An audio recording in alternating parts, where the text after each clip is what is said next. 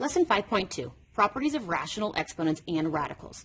Our essential question today, how do you use properties of exponents? You had 3 problems for independent practice. Let's go ahead and take a closer look at these. We're going to do this problem first. I see that I have the fraction 7 divided by 56. Looking at my base x's, I saw the top exponent minus the bottom exponent. Now, why did I end up adding?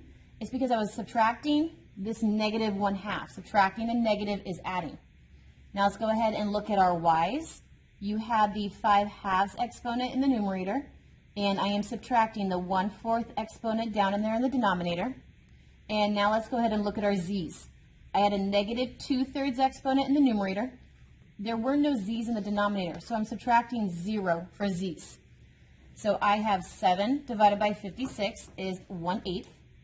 Looking at my x's, a negative 3/4 plus a 1/2 is a negative 1/4. Looking at my y's, 5/2 minus 1/4 is 9/4.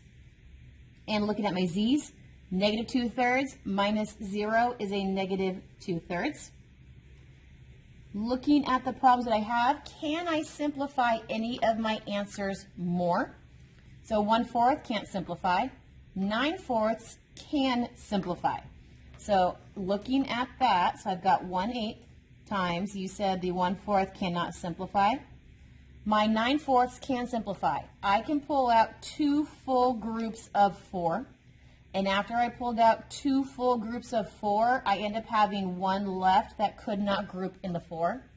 2/3 cannot simplify. So now that I looked at all my exponents, the last thing to do is negatives. Negative exponents cannot stay where they're currently at. So let's go ahead and do our giant fraction. The 1 is in the numerator, the 8 is in the denominator. My x has a negative exponent, so that meant he cannot stay up in the numerator. He has to come down to the denominator, so here's my x in the denominator.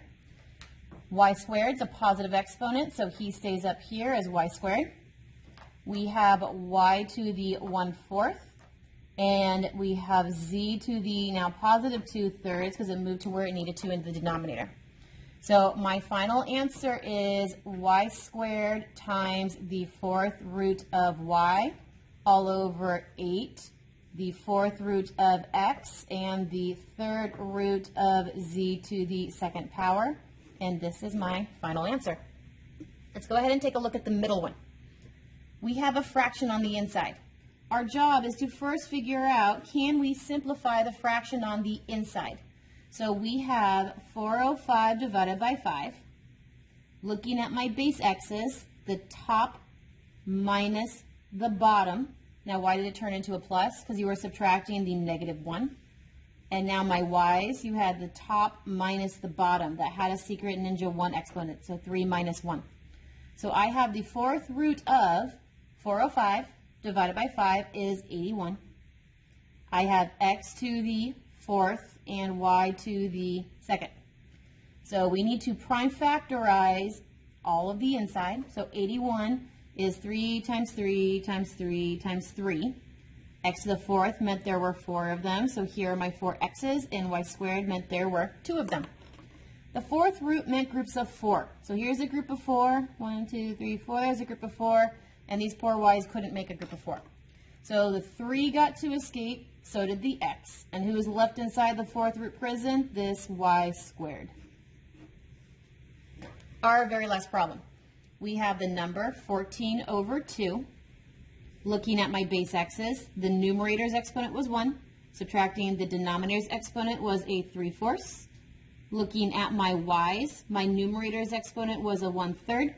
There was no y on the bottom, so I'm subtracting the 0.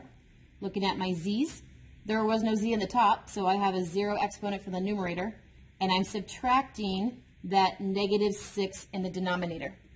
So 14 divided by 2 is 7. 1 minus 3/4 is 1/4. 1/3 minus 0 is 1/3. And 0 plus 6 is 6.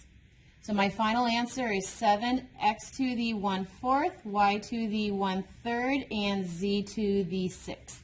If you wanted to write it in radical form, it's 7 times the 4th root of x times the 3rd root of y and the z to the 6 is not in a root, so he would come out here with the 7. So it would be 7z to the 6th times the 4th root of x times the 4th root, times the 3rd root of y. And that's my final answer.